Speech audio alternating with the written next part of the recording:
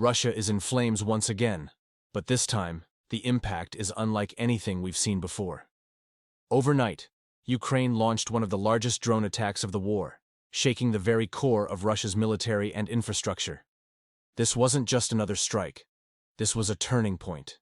11 Russian regions were bombarded by drones in a 10-hour assault that left military and civilian air operations in disarray. Among the targets? 3 key military airbases. Let's dive into the details of these devastating strikes, how Ukraine pulled off such precision, and the fallout Russia now faces, militarily, psychologically, and economically. According to Russia's own defense ministry, over 158 drones were detected, targeting key regions like Krasnodar, Rostov, Kursk, and Belgorod, all near the Ukrainian border. But drones reached deep into Russia, hitting Saratov, Orenburg, and even annexed Crimea.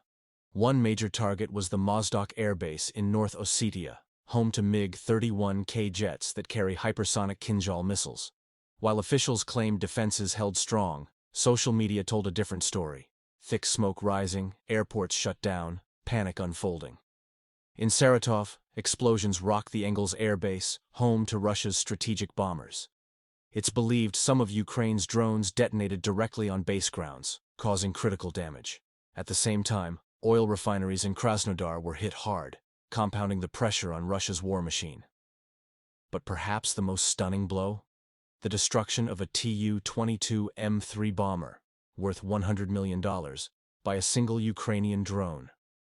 This supersonic long-range aircraft once launched deadly missiles at civilian targets in Odessa. Now it lies in ruins. Ukrainian Commander-in-Chief Oleksandr Syrsky confirmed its elimination. This isn't just about explosions. This is a new era in warfare. Tactical drones have redefined modern battlefields, replacing tanks and artillery as the deadliest threat. In fact, 65% of Russian troops and 75% of their equipment destroyed since 2022 have fallen to drones, according to Colonel Roman Kostenko.